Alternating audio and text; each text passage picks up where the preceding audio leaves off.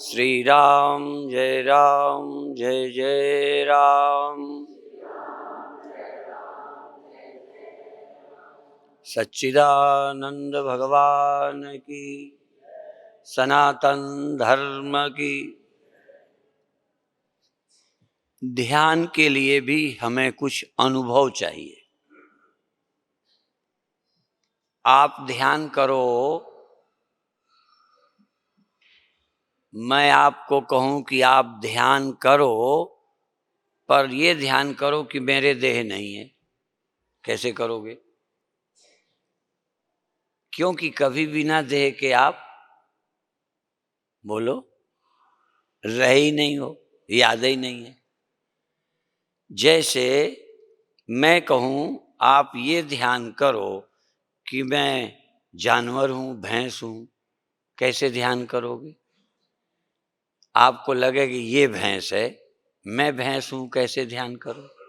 क्योंकि आप अपनी अनुभूति में कभी भैंस नहीं रहे। यदि रहे होगे तो याद बिल्कुल नहीं है। जैसे बिना शरीर के भी आप रहे हो, पर नींद में आपको अपने शरीर होने का कोई ख्याल नहीं था।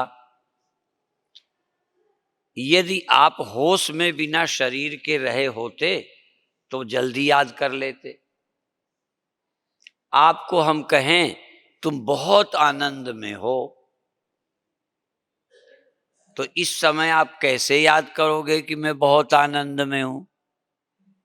कैसे स्मरण करोगे कि मैं बहुत आनंद में हूं? अपने अनुभवों को छोड़ पाना कितना कठिन है। आत्मा यद्यपि अशरीरी है, आत्मा शरीर नहीं है, पर फिर भी मैं अपने को अशरीरी अनुभव ही नहीं कर पाता। मंदिर गया तो शरीर, दुकान गया तो शरीर, लड़ाई की तो शरीर, प्रेम किया तो शरीर, दोस्ती की तो शरीर, लेटा तो शरीर, चला तो शरीर, बैठा तो शरीर। यद्यपि मैं शरीर नहीं हूं, पर मुझे कोई अनुभव नहीं।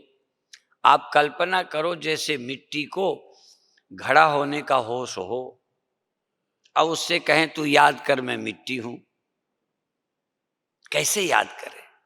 चूंकि उसके अनुभव में घड़ा है यद्यपि वो मिट्टी भी, पर बिना घड़े का कभी जैसे ख्याल ही नहीं है। रही होगी कभी जब घड़ा न रहा होगा, पर उस समय होश नहीं था। जब मिट्टी रही होगी तब बेहोश रही होगी, जब होश में आई तब घड़ा थी, और जब घड़ा नहीं होगा तब भी बेहोश होगी। इसलिए उसे मिट्टी होने का होश ही नहीं आता। यही हालत जब से तुम जागे हो, होश संभाला है, आपके पास शरीर था। थोड़ा बहुत याद कर सकते हो कि हम छोटे में कहाँ पढ़ते थे, कैसे खेलते थे, क्या करते थे, कैसे हंसते थे, याद कर सकते हो। चूंकि वो रहे हो, आज नहीं हो, पर कल रहे थे, आज ऐसे हो। याद करने के लिए भी, स्मरण के लिए भी हमें अनुभव चाहिए। आपको कहें याद करो हम मरते नहीं, सोचोगे हम मरते नहीं, हम मरते नहीं। चाहते हो कि हम ना मरें, पर कैसे सोचो कि हम नहीं मरते? जब आपके अंदर आइडेंटिटी है, तादाद में है कि मैं शरीर हूं, और शरीर को बूढ़ा होते मरते अपने या औरों के देखा है। जो बच्चे बूढ़े नहीं हुए, पूरा पूरा तो बुढ़ापे का अनुभव नहीं करते कि बुढ़ापे में कैसे शरीर दुखेगा, बुढ़ापे में कैसे मन परेशान रहेगा, ये याद तो नहीं करोगे। पर बुढ़ापे की याद बच्चा कर सकता है, क्योंकि दूसरे बूढ़ों को देखता है, कमर झुकी है, सिर हिल रहा है, दुखी हैं। पर दुख कैसे होता होगा बूढ़े का? कभी कभी जब माताएं चलती हैं, टांगें वो लंगड़ाती हुई ऐसे करती हैं, तो वो तो मुझे दिखता है, पर टांग में दर्द कैसा होता होगा मुझे नहीं मालूम पड़ता, क्योंकि मेरी टांग दुखी ही नहीं। जाके पैर न गई बिवाई, सो का जाने पीर पर आई। ये जो माताएं या पुरुष धीरे से पैर जब रखते हैं, ऐसे करते हैं, अनबैलेंस पैर पड़ते हैं, तो वो तो हमें दिखता है, पर कहाँ दर्द होता है, कैसे होता है, कितना ज्यादा कितना कम होता है, वो अनुभव नहीं। तो बूढ़े दूसरे बूढ़ों के दर्द का अनुमान कर सकते हैं। जिसकी अपनी टांगें दुखती हैं वो, इसी तरह जिसकी अपनी छाती अपने बच्चों से जलती है किसी कारण से, बच्चे नहीं मानते, मनमानी करते हैं, बेटियां तुम्हारे कहे पे नहीं हैं, तो जैसे तुम दुख अनुभव करते होगे, यदि उसी तरह की बात कोई दूसरा बतावे तो अंदाज लगाओगे। अब तुमसे हम कहें ज्ञानी पुरुष बहुत आनंद में होते हैं, अब ज्ञानी पुरुष आनंद में होता है, ज्ञानी पुरुष ब्रह्म हो जाता है। अच्छा, ज्ञानी यदि ब्रह्म होता होगा तो उसे कैसा लगता होगा बताओ। तुम धनी होते हो तो खुशी थोड़ी जानते हो कैसी होती, पास फेल होते हो तो थोड़ी खुशी, नाम हो या बदनाम हो तो सुख दुख का थोड़ा अंदाज है, बदनामी का वो थोड़ा नमूना है, अपमान का, मान का, लाभ का, हानि का। पर ब्रह्म होने वाले को कैसा सुख होता होगा आपको अंदाज है? ब्रह्मज्ञानी कैसे क्या महसूस करता होगा, ब्रह्मज्ञानी को कितनी शांति होती होगी, ब्रह्मज्ञानी को कुछ नहीं चाहिए, कैसे अंदाज लगाओगे? इसीलिए ब्रह्मज्ञानी होने में रुचि नहीं है, धनी होने में रुचि है। शरीर से बच जाने का अनुभव है, शरीर न रहने का खतरा है, पर शरीर न रहने पर परम आनंद होता है, आप अंदाज भी नहीं लगा सकते। मरना आनंद है, आपको अंदाज है नहीं। कहते हैं जा मरने से जग डरे, मेरे मन आनंद, मरने से ही पाइए पूर्ण परमानंद। मरना अच्छा लगता है तुम्हें? मुझे तो नहीं लगता कि अच्छा लगता होगा। कल्पना भी नहीं कर सकते कि मरना भी आनंद है। मरना तो बड़ा खतरा है, मरना तो बड़ा बुरा है।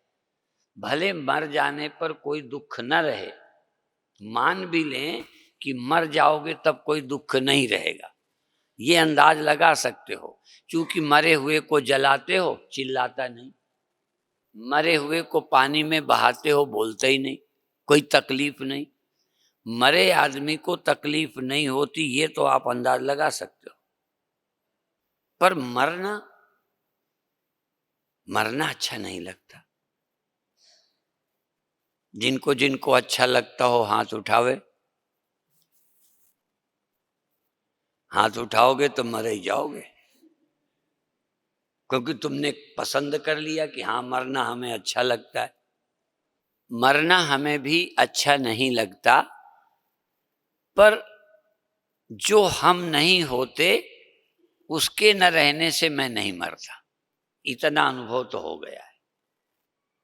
जो हम हैं हम न मरें, और कोई मरता है तो भी दुख तो होता है, पर और के न मरने का दुख और तरह का है, अपने मरने का दुख और तरह का है। मरने का तो बैल, कुत्ता, गाय, भैंस, अपना कोई मरता है तो अच्छा नहीं लगता, पर और के मरने से हम जिंदा रहते हैं, और के मरने से हम जिंदा रहते हैं, दुखी रहते हैं, ठीक है ना।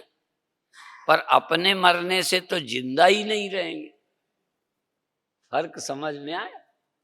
दूसरे के मरने से हम दुखी होते हैं कि मर जाते हैं, इसलिए और का मरना दुख अनुभव में आया, पर अपने मर जाने के बाद का दुख हमें किसी को मालूम नहीं कि दुख होता है कि सुख होता है मरने के बाद।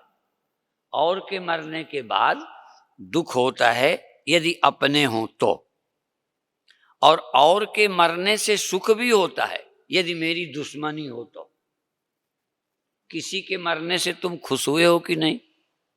सही बताना, झूठ नहीं बोलना, नाम नहीं बताना, हम नाम पूछेंगे भी नहीं।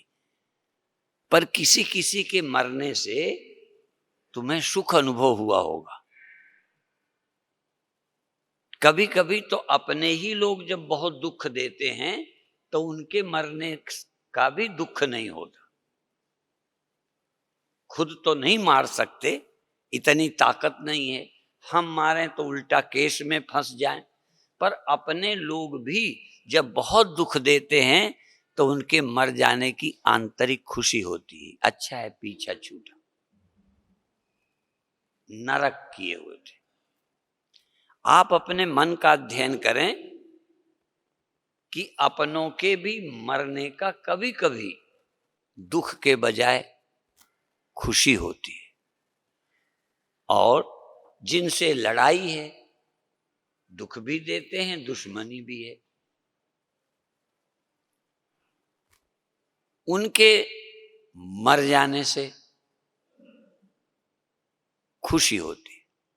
अच्छा, किसी के मैच में हारने की खुशी होती है कि नहीं? बोलो।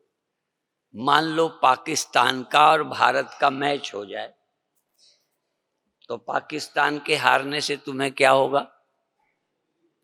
खुशी होगी। अब देखो, छिपाना नहीं। बाकी तो लोग कहेंगे देखो ये मुसलमानों से जलते हैं, सब जलते हो। यदि कोई मुसलमान हार जावे तो जो बड़े हम लोगों को सांप्रदायिक कहते हैं ना, वो भी खुश होंगे, हमें मालूम है। ये सब ऊपर की बातें अलग हैं, भीतर से हम सब लोग अपना पराया मानते हैं।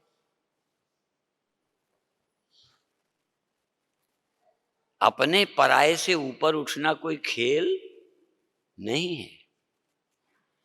उनके हारने से तुम्हें खुशी होगी, और अपने लोग यदि हार जाएं पाकिस्तान से तो आपको खुशी होगी, दुख होगा। अब ये सच्ची बात है कि झूठी? भले हमको कोई अज्ञानी माने, मूर्ख माने, बेईमान माने, पक्षपाती माने, पर ऐसा होता है कि नहीं? इसी तरह तुम्हें परिवार के लोगों का, अपने लोगों का नुकसान अच्छा नहीं लगता, तब क्या करें?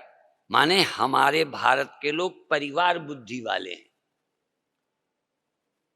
हम लोग पारिवारिक जीवन जीते हैं, पारिवारिक हमारी सोच है, इसलिए परिवार के दुख को दुख मानते हैं, औरों के दुख को दुख नहीं मानते।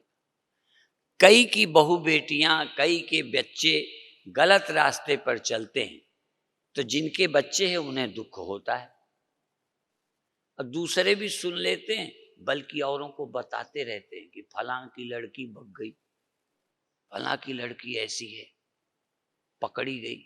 अब खुश हो रहे हो बता के, और आपकी लड़की होती तो? है ना पक्षपात, है ना बेईमानी, है ना मेरा पराया? क्या दूसरे की लड़की के बिगड़ने का दुख तुम्हें होता है? ये अपने जो मन के संस्कार हैं यही हमको दुख सुख देते हैं। इसलिए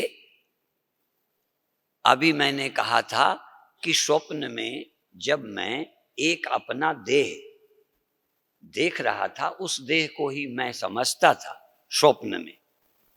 इस देह का मुझे पता ही नहीं था, इस दुनिया का पता ही नहीं था, वही मेरी सच्ची दुनिया थी स्वप्न में। और उस समय यदि मेरे देह को कोई मारता तो मैं दुखी होता, पर जागने पर वो सारी दुनिया चली गई, आपकी तो नहीं जाती।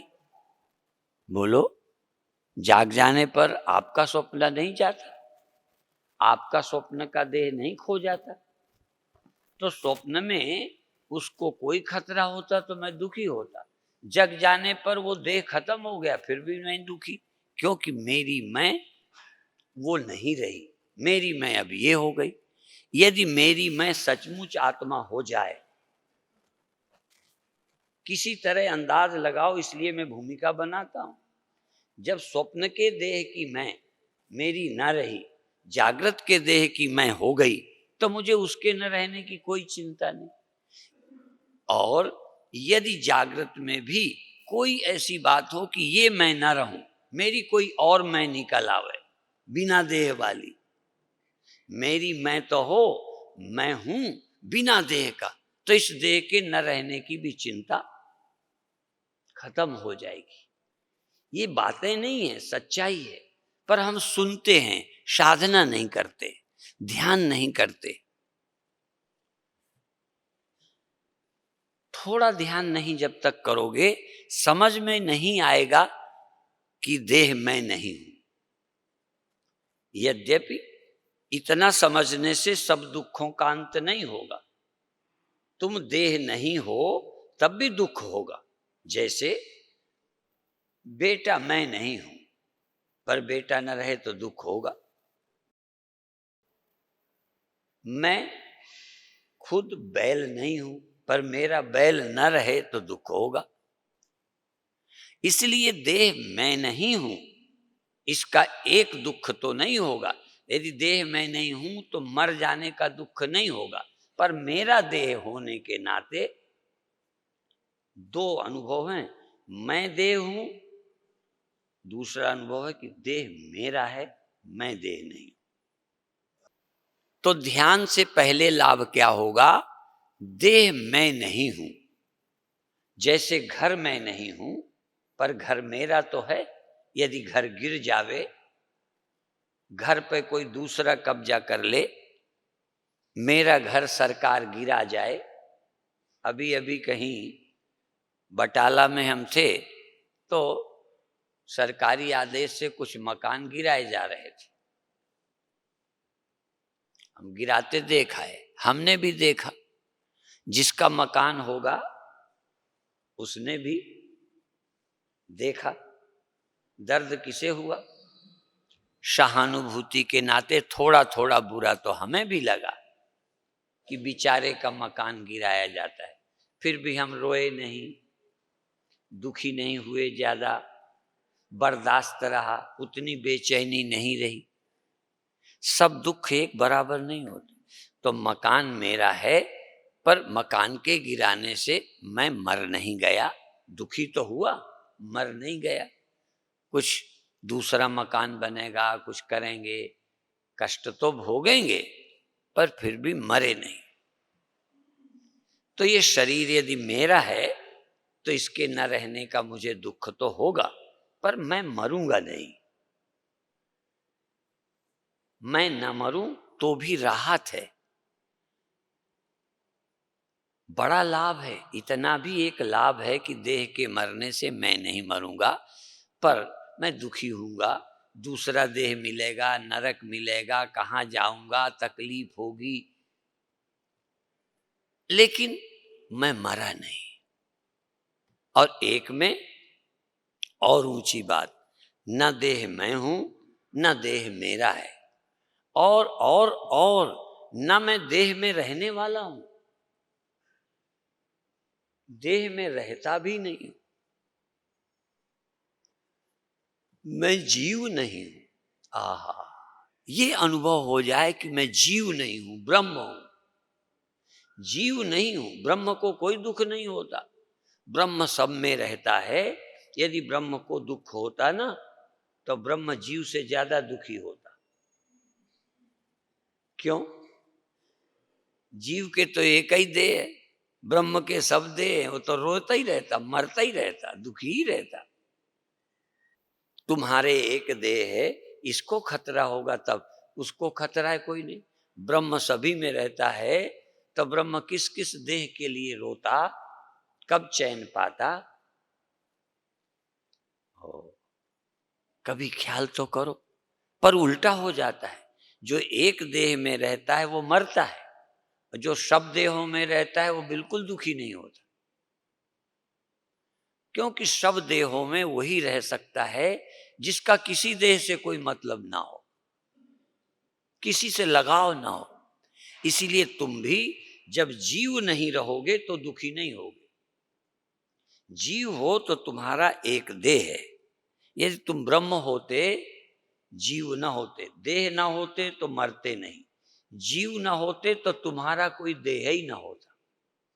जीव के कारण तुम्हारा देह है। कई लोग इसी देश में रहते हैं पर उनको इस देश से लगाव नहीं है, हिस्से से लगाव है, पूरे देश से नहीं है, केवल अपने घर से है। उनके घर को आग नहीं लगनी चाहिए। हाँ, उनका घर नहीं बिगड़ना चाहिए, बाकी देश बिगड़े। जिसका पूरे देश से लगाव है उन्हें लगता है हमारे देश का कोई हिस्सा नहीं बिगड़ना चाहिए। इसी तरह से ये बातें नहीं, चित्त की ऊंचाई है, समझ। यदि आपकी समझ ब्रह्म की हो जाए, ब्रह्म की समझ, तो आप दुख से मुक्त हो जाए। इसलिए ब्रह्म ज्ञानी सदा निर्लेप, जैसे जल में कमल अलेप। तो पहले सबसे बड़ी अज्ञानता है कि देहो हम, मैं देह हूं, मेरा देह। दूसरा अज्ञान है इसके बाद, मैं जीव हूं और मैं इस देह में रहता हूं। तीसरा अनुभव है मैं ब्रह्म हूं, सर्वत्र रहता हूं, सब मुझ में रहता है, मैं एक जगह नहीं रहता। सारा अनुभव ही बदल जाता है। अब मैं सब में रहता हूं, ये कैसे अनुभव करो? आपको कोई विधि मिली, आपको कोई तरीका मिला कि मैं सब में हूं, ये समझ सको? सब मेरे में रहते हैं। भगवान कृष्ण समझते हैं कि सारा संसार मुझ में रहता है, मैं सारे संसार में रहता हूं। कृष्ण समझते हैं, पढ़ के नहीं बोलते, समझते हैं। ईशावास्योपनिषद में एक मंत्र है कि हर जीव को यह समझना चाहिए कि मैं कोई एक देह में रहने वाला नहीं हूं, या मैं देह के आश्रित नहीं हूं, बल्कि जीव और देह सब मेरे आश्रित हैं। परमात्मा के आश्रित सब है। जो अज्ञानी मिट्टी है वो अपने को घड़ा मानती है। कुछ थोड़ी समझदार मिट्टी वो ये मानती है मैं घड़े में हूं। तीसरी मिट्टी वो समझती है सब घड़े मेरे में हैं, मैं सब घड़ों में हूं। घड़े रहें चाहे न रहें, मैं तो थी हूं, रहूंगी, मेरा कुछ बिगड़ता ही नहीं। ये मिट्टी की समझ। इसलिए देहो हम, जीवो हम और ब्रह्म हम। अहम ब्रह्मास्मि, ब्रह्मा हम, ब्रह्मा हम, अहम ब्रह्म, मैं ब्रह्म। रटना नहीं, समझ के बोलना। मैं बोला करता हूं बोले सो निहाल, पर समझ के बोले, सुन के नहीं बोले। बोले तो निहाल। तुम बोल दो कि मैं ब्रह्म हूं, मुक्त हो गए। कल अभी हम पटियाला गए, दुख हरण गुरुद्वारे में कार्यक्रम था, बड़ा विशाल कार्यक्रम था।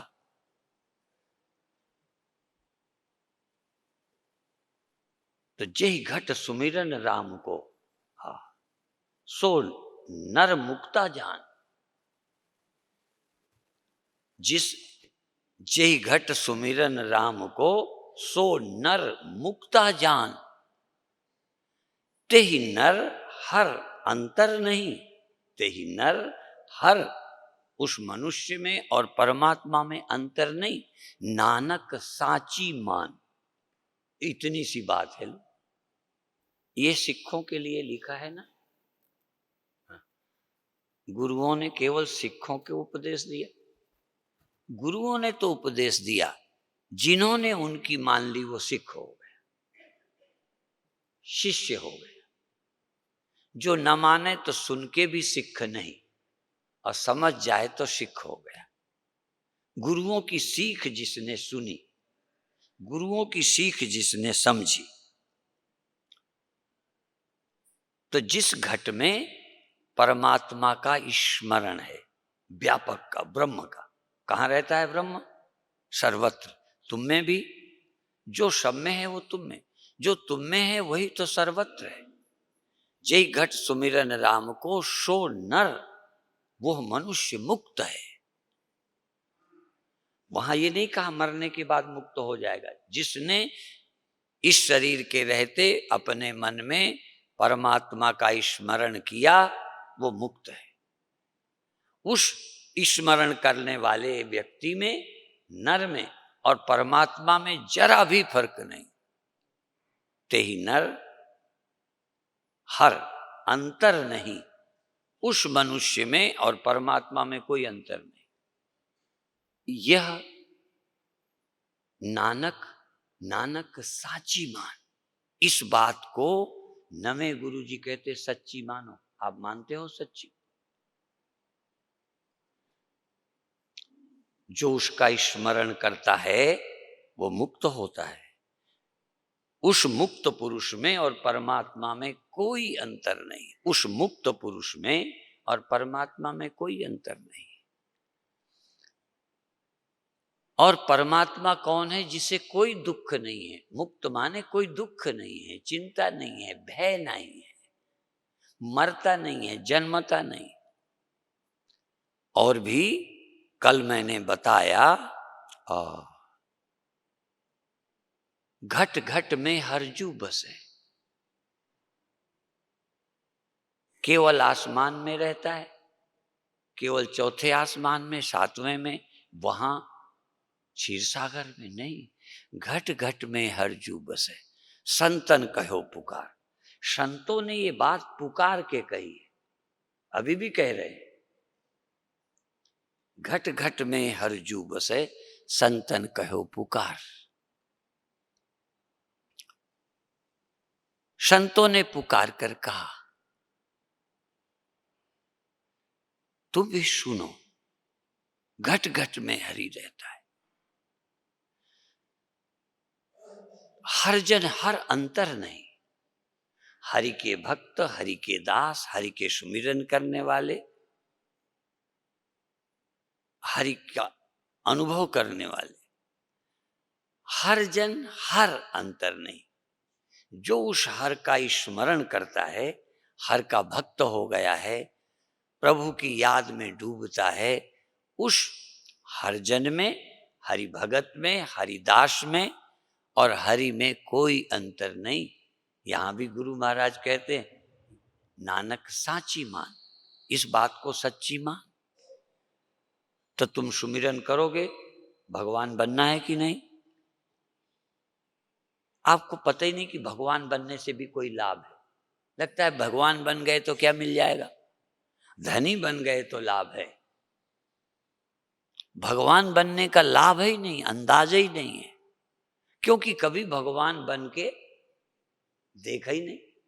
थोड़े पैसे वाले बने, बड़ी खुशी हुई, थोड़ा दुकान में आज ज्यादा आई हुई, खुशी हुई, ब्याह हुआ, खुशी हुई, लड़का हुआ, खुशी हुई, पास हुए, खुशी हुई। भगवान कभी हुए ही नहीं, अंदाजा ही नहीं है कि भगवान होने का भी, सुमिरन का भी कोई आनंद है।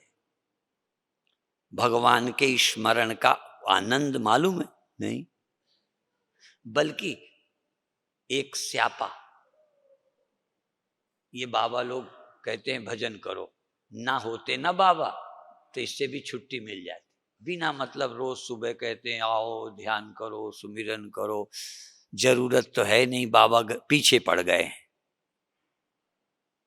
जबरदस्ती हर साल सम्मेलन करते हैं, फिर यही कथा लेके, रोना लेके बैठ जाते हैं। तुम्हें भी मजबूर करते हैं तर्कों से, दलीलों से, दिमाग में लाके सुमिरन की बात कहते हैं। तो आ तो जाते हैं, पर सुमिरन की हमें जरूरत। लगता है क्या बनेगा सुमिरन से, क्या मिलेगा सुमिरन से। सुमिरन का लाभ नहीं मालूम। भगवान कृष्ण कहते हैं, यम लब्ध्वा चापरम लाभम मन्यते नाधिकम तथा। जिसके लाभ से बड़ा कोई लाभ नहीं, जिसके पाने के बाद कुछ पाना नहीं रहता, जिसके स्मरण से ही जीवन धन्य हो जाता है, कृतकृत्य हो जाता है, जीवन का लाभ मिल जाता है, शांति मिल जाती है। तो क्या है भगवान? अभी भगवान नहीं पता चलेगा। जिन्हें भगवान पता चल जाए वही तुम हो, ऐसा सोचो। जिन्हें तुम्हारे को पता चल जाए तुम ही भगवान हो, ऐसा सोचो। आप अपने घट में पहले ढूंढो भगवान क्या है।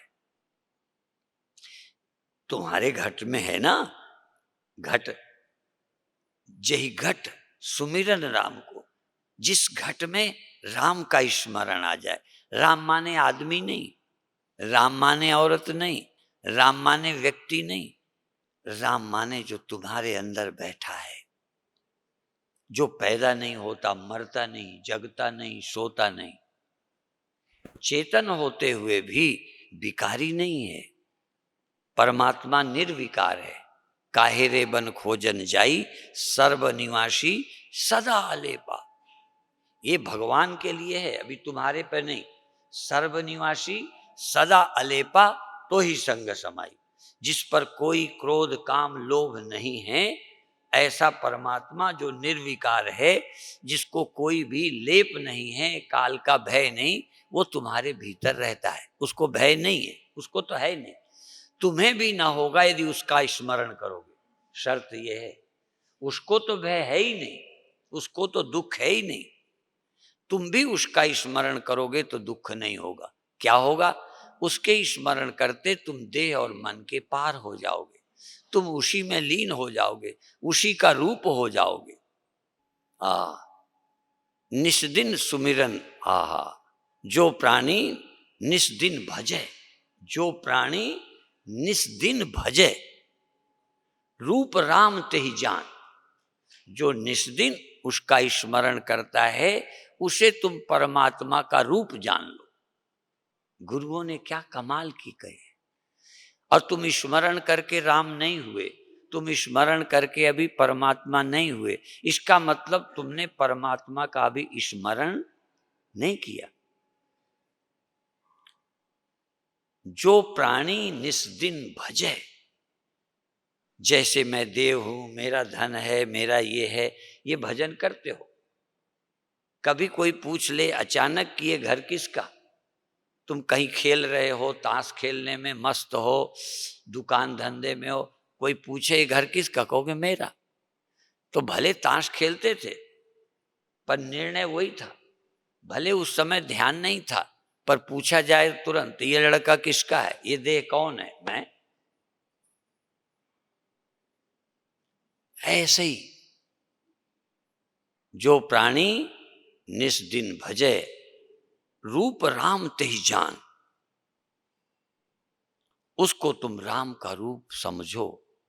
हर जन हर अंतर नहीं, नानक साची मान। वो भगवान है। सुमिरन करो तुम भगवान हो जाओ। सुमिरन करते ही भगवान हो जाओगे। ये नहीं कि सुमिरन अभी करोगे भगवान 10 दिन बाद होगे। सुमिरन किया हुए भगवान। स्वप्न से जागे मुक्त हुए, सोए स्वप्नों में फंसे। जहां तुमने शरीर को मैं माना कि मरे, और जहां तुमने परमात्मा का स्मरण किया कि मुक्त हुए, फिर वही जय घट सुमिरन राम को सो नर मुक्ता जान। जिस घट में परमात्मा का स्मरण, वो मुक्त, उसे मुक्त जान लो तुम। वो तो मुक्त ही है, तुम भी उसे मुक्त समझो। जो परमात्मा का स्मरण करता हो उसे तुम मुक्त मान लेना, और जो मुक्त की संगत करेगा मुक्त हो जाएगा। मुक्त का प्यार करो, मुक्त पर श्रद्धा करो। पर ऐसे नहीं देख लेना कि स्वामी जी परमात्मा का स्मरण करते हैं। क्या पता हम परमात्मा का करते हैं कि दुनिया का करते हैं। आंख तो बंद करते हैं, आप भी आंख बंद करते हो, पर स्मरण किसका करते हो? व्यक्ति का या परमात्मा का? सर्वत्र का या एक जगह वाले का? तुम भी आंख बंद करोगे तो याद में किसका करोगे? गुरु एक जगह कि सब जगह? राम एक जगह कि सब जगह? किसका स्मरण करते हो? एक रूप का, एक व्यक्ति का करते हो। ब्रह्म का स्मरण करते ही नहीं हो। ब्रह्म का स्मरण आता ही नहीं। बिना गुरु के कोई ब्रह्म स्मरण करना जान ही नहीं सकता। परमात्मा का स्मरण करने सीख जाओ तो आपका जीवन सफल हो जाए। जब विस्मरण करोगे फिर गड़बड़ होगी। अभी चूंकि पुरानी आदत बहुत मजबूत है, स्मरण करोगे तो बस बात बनेगी। इसलिए सुमिरो सुमिर सुमिर सुख पाओ। केवल परमात्मा का स्मरण करो और सुखी हो जाओ। केवल स्मरण करो, सुमिरो सुमिर सुमिर, सुमिरो सुमिर सुमिर सुख पाओ और कल क्लेश तन्माही मिटाओ। और काज तेरे किते न काम, मिल साध संग भज केवल नाम। परमात्मा का नाम लो, तर जाओ। आप नाम लेते बहुत दिन हो गए, नाम लेते समय भी जैसे अंधेरे में, हमारे एक कहावत है, अंधा कुत्ता उजुआसन भूखे। अंदाज से भौंकता है, दिखता तो कुछ है नहीं, कुत्ता देख करके भौंके, पर अंधा कुत्ता है, ऐसे भौंक रहा है। क्यों भौंक रहा है? आहट, अंदाज, चाहे उसके मालिक के पैर की आवाज हो, पर भौंक रहा है। पता ही नहीं कि कौन आया, दूसरा कुत्ता आया कि बिल्ली आई, कौन आया, चोर आया, कुछ पता नहीं। आहट, अंदाज से भौंकता है। ऐसे ही अभी हम जब नाम भी लेते हैं, हम नहीं जानते कि हम परमात्मा का यही नाम है। परमात्मा कैसा है, जपते हैं, इसीलिए बात नहीं बनी। परमात्मा को जान करके नाम ले लो, तर जाओगे। उसका स्मरण करो, मुक्त हो जाओगे। उसका स्मरण मुक्ति है। इसलिए नाम नहीं बिसरो, नहीं भूलो, याद करो। पहले पहचानो और उसी का नाम लो, बार बार लो, याद करो, निस्दिन सुमिरो। जो प्राणी निस्दिन भजे, जब ख्याल आ जाए, जब भी जरूरत पड़ जाए, याद करो, तुरंत याद करो मैं कौन हूं, और तुरंत छोड़ो जो अभी तक जप रखा है, देहो हम देहो हम देहो हम। मेरे गुरुदेव बोलते थे, छोड़ अब देहो हम जपना। देहो हम देहो हम बिना मंत्र लिए जप रहे हो। मैं बैठा हूं, मैं लेटा हूं, मैं चलता हूं, मैं जवान हूं, मैं बूढ़ा हूं, जप रहे हो ना कि देहो हम देहो। बैठा हूं माने देह हूं, गोरा हूं मतलब देह हूं, जवान हूं मतलब देह हूं, चल रहा हूं माने देह हूं। देहो हम सीधा नहीं बोलते, पर दिन भर जाप चलता है। देहो हम, छोड़ अब देहो हम जपना, शिवो हम बोल जरा प्यारे। आए प्यारे शिवो हम बोल, चैतन्यो हम बोल। एक हमारी पुस्तक है, देहो हमसे चैतन्यो हम तक यात्रा। देहो हमसे चैतन्य हो, बस इतना ही तो काम है। एक पुस्तक काम बना सकती है, पर ध्यान से पढ़ो तो, ध्यान से सुने तो बात बन जाए, ध्यान से सुनोगे तो भी ध्यान हो जाएगा। खैर, बाकी तो कल करेंगे। आज थोड़ा सा 5 मिनट ध्यान करिए, फिर इसके बाद छुट्टी। आंख बंद करो, ईमानदारी के साथ, देह है, देह है जैसे मकान, पर तुम देह नहीं हो, तुम एक व्यक्ति हो जो घर पे रहते हो। जैसे उस घर पर ये देह रहता है, उस घर पर ये देह रहता है, इस देह पर तुम रहते हो। और आगे की बात बाद में बताएंगे। इस देह में तुम रहते हो। अब इस देह में तुम कहाँ हो, ढूंढो पहले। जैसे उस मकान में इस देह से तुम रहते हो। मैं यदि कहूं फोन से बात करता रहूं, कई बार मैंने देखा फोन से बात करने वाले सेलुलर से चलते जाते हैं, आगे घर में ही हैं तब भी इधर जाएंगे उधर जाएंगे, फोन से बात करते रहते हैं। तुम भी कभी देखोगे। मैंने सोचा ये खड़े खड़े क्यों बात नहीं करता, बैठ के क्यों नहीं करता, चलते चलते बात करते हैं प्रायः फोन में। मैंने देखा इधर जाते जाएंगे बात करते जाएंगे। तो जैसे उस घर में तुम इधर उधर हिलते डुलते रहते हो, घर वहीं बना रहता है। ऐसे ही शरीर रूपी घर में तुम इधर उधर डोलो। कब तुम कान पर आ गए, कब तुम श्वास पर चले गए, कब तुम नाम जपने लगे। तुम ढूंढो, शरीर तुम्हारा घर है, तुम इसमें रहते हो। आगे और बात बताऊंगा, पर इतना प्रैक्टिस आज करो। तुम इस देह में हो, देह नहीं हो। तुम किसी चक्र में मूलाधार से लगाकर मूलाधार, स्वाधिष्ठान, मणिपुर, अनाहत, विशुद्ध, आज्ञा और सहस्रार, इन 7 चक्रों में किसी चक्र पर तुम बैठ जाओ या एक चक्र से दूसरे चक्र पर चले जाओ, मना नहीं है। इसी तरह आपके ज्ञानेंद्रियां हैं, आंख में आ जाओ, कान में आ जाओ, नासिका पे आ जाओ, रसना पर चले जाओ, त्वचा पर आ जाओ। ये तुम्हारी विंडो हैं, खिड़कियां हैं, इनमें आ जाओ, बैठो आंखों पर। तुम आंख नहीं हो, तुम शरीर नहीं हो, पर आंख रूपी खिड़की पर तुम बैठे हो। खिड़की बंद है, फिर भी मैं खिड़की के पास बैठा हूं। खिड़की में नहीं हूं, खिड़की में हूं। इसी तरह कान रूपी खिड़की पर बैठो, आवाज आवे सुनो, कान में आवाज आए सुनो। तुम कान की खिड़की पर बैठे हो, तुम नाक के छेद पर बैठे हो, श्वास आती है जाती है। जैसे गेट पर चौकीदार बैठा हो, आए गए को खड़ा होके आने देता है, जाने देता है, दरवाजा खोलता है। ऐसे ही नाक के छेद पर श्वास को आने दो और जाने दो। श्वास रूपी मेहमान अंदर आवे, आने दो, जब बाहर जावे जाने दो। तुम जागते रहो, तुम श्वास नहीं हो। श्वास का तुम्हें पता है। तुम कान नहीं हो, पर कान में आने वाली आवाज का तुम्हें पता है।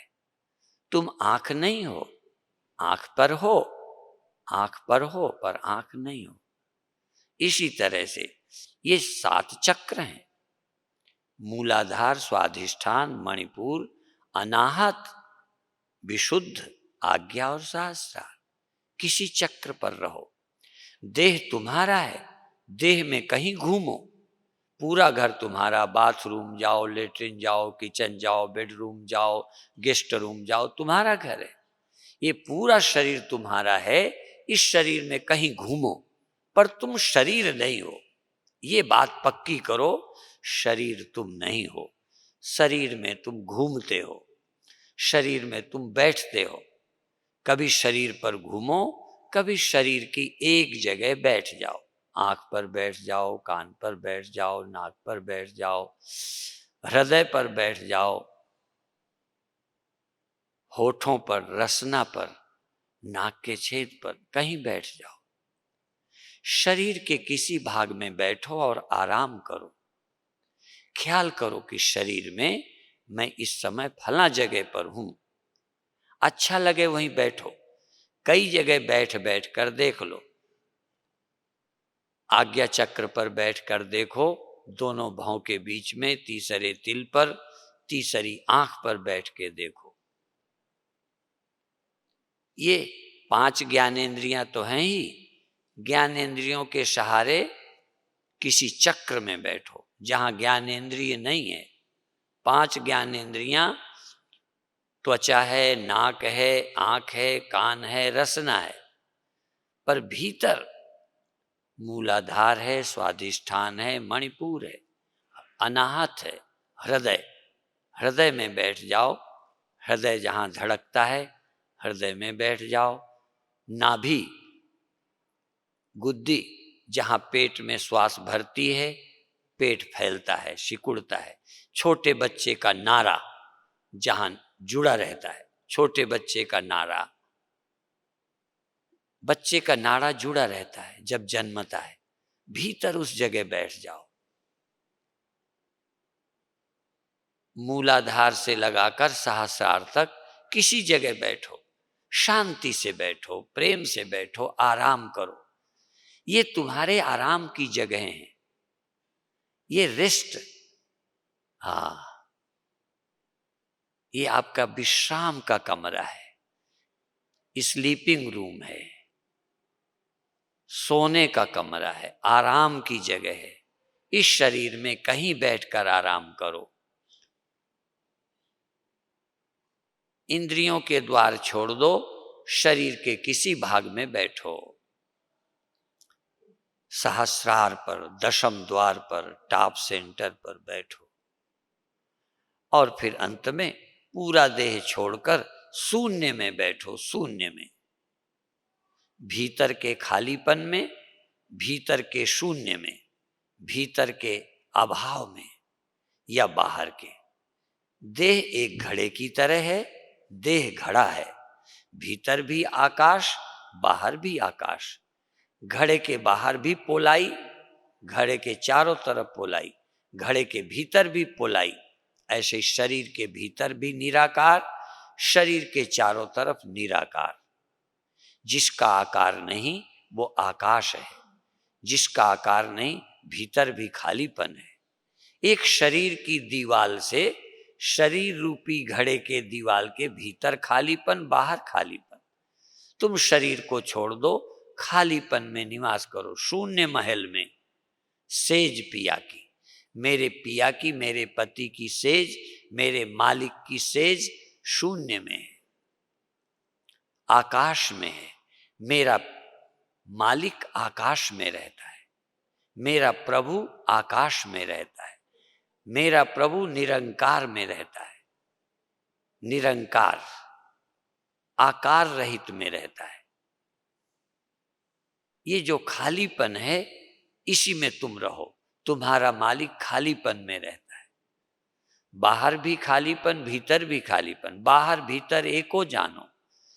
शरीर के बाहर भी खालीपन, निराकार, शरीर के भीतर भी निराकार। भीतर आकाश, बाहर आकाश। कबीर साहब ने कहा, घड़े को पानी में डुबो दो तो भीतर पानी, बाहर पानी। सागर में घड़े को डुबो तो घड़े के बाहर भी पानी, भीतर भी पानी। दीवाल में भी, घड़े की दीवाल में भी थोड़ा थोड़ा पानी। इसी तरह से बाहर चेतन, भीतर चेतन। बाहर भीतर एक रस, जो चेतन भरपूर, जो चेतन बाहर भीतर एक रस है। जीव केवल भीतर है, ब्रह्म तो भीतर बाहर है, चेतन तो भीतर भी है, बाहर भी है। बाहर भीतर एक रस, जो चेतन भरपूर, विभु नभ सम, आकाश के समान चेतन है। नहीं नेरे नहीं दूर, न ये पास है न ये दूर है, और कुछ पास है और कुछ दूर है। ये चेतन तो पास कहें दूर कहें, चेतन तो चेतन है। इसी के पास सब कुछ, इसी के दूर सब कुछ। या इसके पास कुछ नहीं, दूर कुछ नहीं। इससे दूर क्या हो सकता है जो व्यापक है? आकाश से दूर क्या है और आकाश के पास क्या है? पेड़ के कोई पास कोई दूर हो सकता है, पहाड़ के कोई पास कोई दूर हो सकता है, एक नक्षत्र ग्रह एक के पास दूर हो सकता है। आकाश के बाहर कौन हो सकता है? आकाश के पास कौन हो सकता है? पास और दूर आकाश के लिए झूठा है, तो ब्रह्म ज्ञानी के लिए पास क्या और दूर क्या, मेरा क्या और तेरा क्या? ये जो चेतन है, चेतन वही भीतर है, वही बाहर है, आकाश के समान है। ये मन के समान नहीं, ये इंद्रियों के समान नहीं, ये बुद्धि के समान नहीं, ये चेतन वायु के समान नहीं है। आकाश वायु नहीं है, वायु चलती है, वायु चलती है। पेड़ हिलते हैं, आकाश न हिलता है न चलता है, न आता है न जाता है, और सब आते जाते। मन आता जाता है, जगता सोता है, शरीर चलता है। चैतन्य आत्मा न चलती है, न आती है, न जगती है, न सोती है। सोती जगती है बुद्धि। भीतर बाहर होता है मन। आत्मा तो न भीतर न बाहर, या भीतर बाहर सर्वत्र। इस चैतन्य का ध्यान करो कि मुझ चेतन में सब है, मुझ चेतन से बाहर कुछ नहीं है। इस चेतन से भिन्न कुछ भी नहीं है। मन हो, इंद्रियां हो, देह हो, संसार हो, आकाश हो, पाताल हो, चेतन के बाहर कुछ नहीं है। यो माम पश्यति सर्वत्र सर्वम च मयि पश्यति तस्याहम न प्रणश्यामि सच में न प्रणश्यति।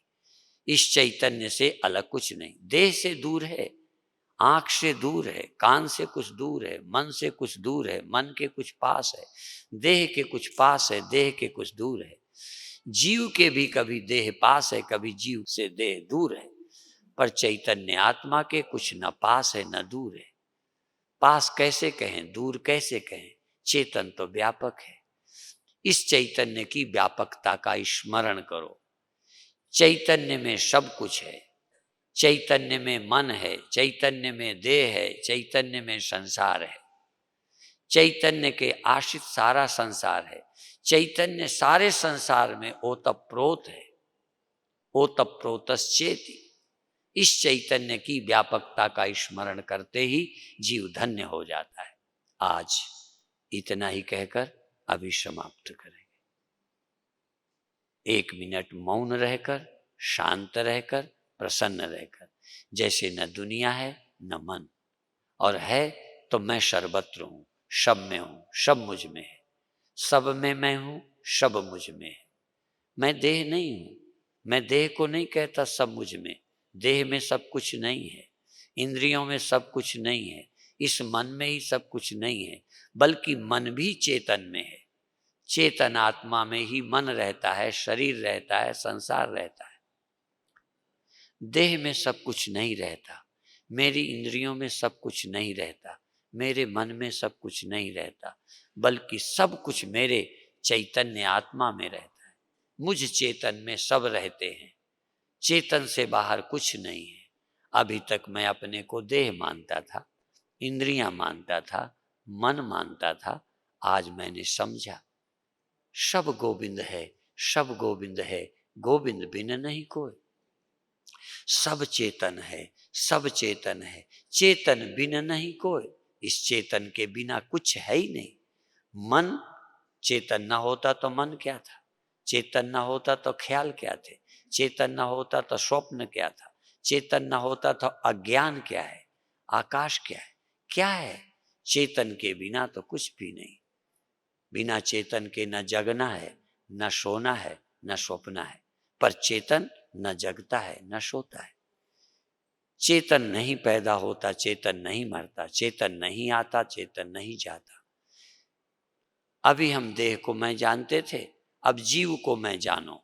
अंत में जीव को भी नहीं, जीव तो एक चिदाभास है, एक रिफ्लेक्शन है, एक ख्याल है जो मन में पैदा होता है। चैतन्य कोई मन से पैदा नहीं होता, बल्कि चैतन्य से मन पैदा होता है।